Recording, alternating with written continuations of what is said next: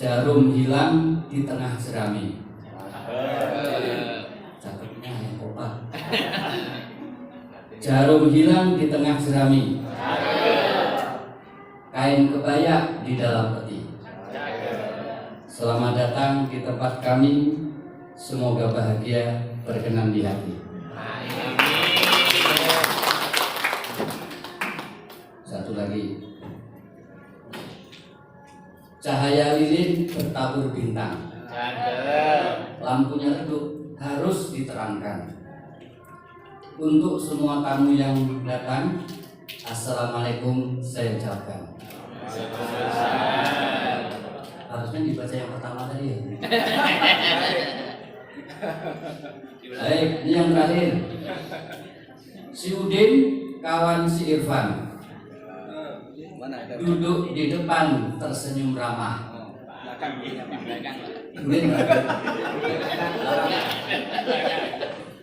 Ciptakan langkah berbagi harapan untuk menyongsong madrasah di masa depan. Amin.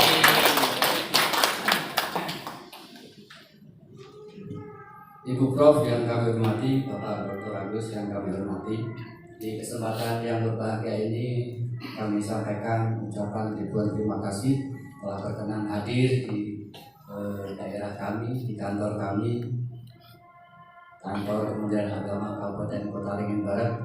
Mudah-mudahan apa yang menjadi jeripayah Bu Prof dan Pak Agus mendapatkan balasan setimpal dari Allah Subhanahu wa Ta'ala. Karena saya tahu perjalanan dari Bandung itu untuk bisa sampai ke Pangalangun, kalau mendaratnya jam 8 atau setengah 8, itu berarti persiapannya dari jam 10 malam tadi. Dari Bandung ke Jakarta dulu, Jakarta kemudian baru terbang ke Pangalangun. Kalau ke Pangalangunnya dekat aja Pak, 1 jam sudah sampai. Tapi dari Bandung ke Jakartanya itu harus 5 jam kan? Berarti harusnya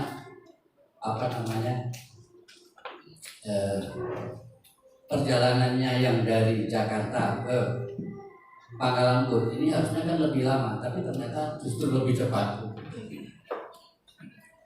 Yang kedua, Bapak Ibu sekalian, ingin kami sampaikan bahwa di kantor Kementerian Agama Kabupaten Kota Ringin Barat ini masuk dalam kategori kualifikasi B, Pak. Jadi ada di sini 5 kasih, kemudian pengawas, kemudian ada kepala madrasah. Dan kepala madrasah itu kami sampaikan untuk madrasah itu MI yang negeri ada 4. Kalau dengan yang swasta kisarannya sekitar 37 untuk yang swasta. Nah, kemudian untuk SMP, MTS itu MTS-nya yang negeri 2. Kalau digabung dengan yang swasta sekitar 30-an juga. Nah, untuk aliyah ini yang masih kurang Pak. Untuk aliyah itu yang negeri baru 1, kemudian yang swasta baru kisaran 5 madrasah aliyah. Oleh karena itu mudah-mudahan dengan kegiatan ini semangat kita Bapak Ibu sekalian untuk mengelola madrasah ke depan akan semakin baik dengan arahan-arahan yang akan disampaikan oleh beliau nanti. Tadinya mau mewakili Bapak Rektor ya sebagai perwakilan dari sambutan dari kami yang datang dari Bandung. Saya tidak bisa mengucapkan satu persatu ya, karena saya belum hafal Pak. Yang terima kasih kepada Bapak Dr. Mulyono ya, beliau sudah lulus kemarin sebagai seorang dokter, dan sini banyak lagi calon-calon dokter yang lain ya. Ada beberapa calon dokter yang bisa berikan. Mudah-mudahan ini semuanya bisa tercapai. Amin. Salam dan data kepada Nabi Muhammad SAW yang telah memberikan rahmat dan karunia kepada kita bahwa kita sekarang bisa silaturahim dalam acara seminar ya, atau acara acara yang diadakan dari Departemen Agama di Bangkalan.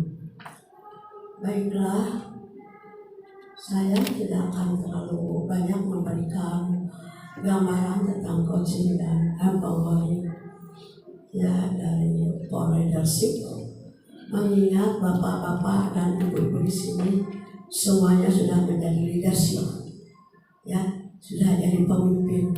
Tentu saja gaya kepemimpinan yang bapak dan ibu lakukan, termasuk kepala depan, pada sekretaris prodi dan yang lainnya, bahwa kepemimpinan yang bapak dan ibu miliki pada saat ini dari dasar-dasar sampai kepada pengembangannya, ibu kira sudah sangat dikuasai, begitu ya.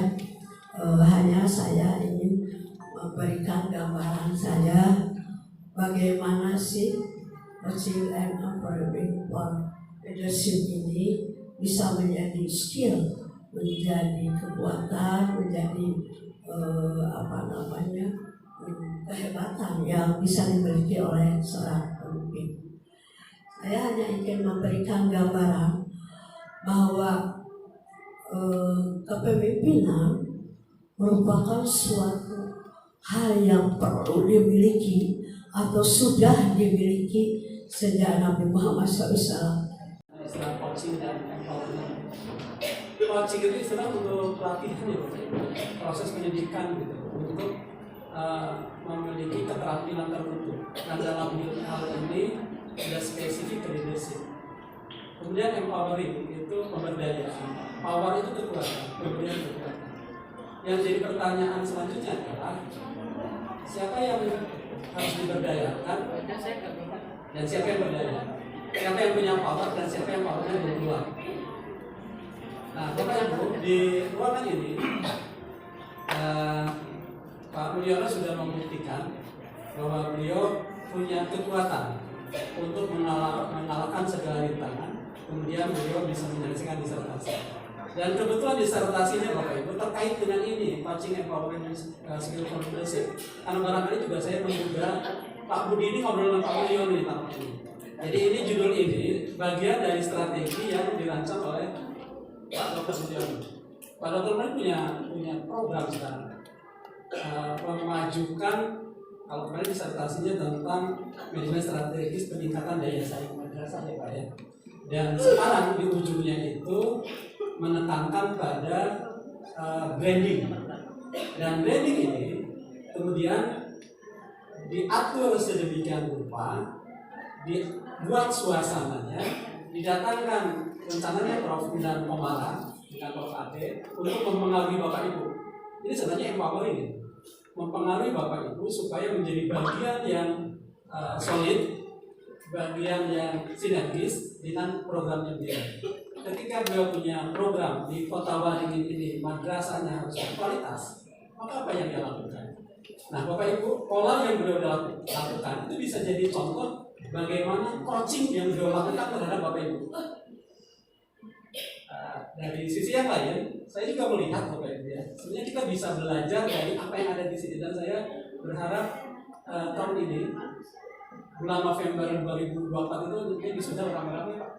Dari sini kemudian Bapak Ibu yang memang menurut saya sudah sebagai pemimpin sangat berkualitas. Jikalau kita harus mengikuti gaya atau indikator-indikator kepemimpinan leadership yang karismatik tadi, kemudian suatu saat itu bertentangan dengan kita, misalnya bertentangan dengan kita, apa yang harus kita lakukan? Itu yang pertama. Dan yang kedua, apa sih yang harus kita lakukan sebagai seorang pemimpin untuk bisa dicintai oleh tim atau teman kita? Karena itu tadi yang berkaitan dengan awal disampaikan Ibu, kita bisa memimpin, kita bisa melakukan sesuatu, tapi belum tentu orang itu setuju dengan apa yang kita lakukan. Tujuan organisasi tercapai. Jadi kepemimpinan itu ada pada hakikatnya untuk mencapai tujuan. Nah, untuk bisa mencapai tujuan itu mesti ada cara-caranya. Nah, gaya-gaya kepemimpinan tadi itu adalah option, pemilihan.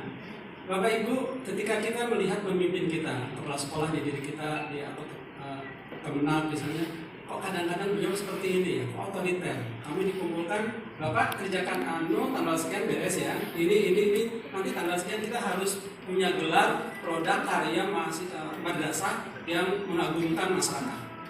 Jadi langsung, itu otoriter. Nggak ditanya dulu, mau nggak nih?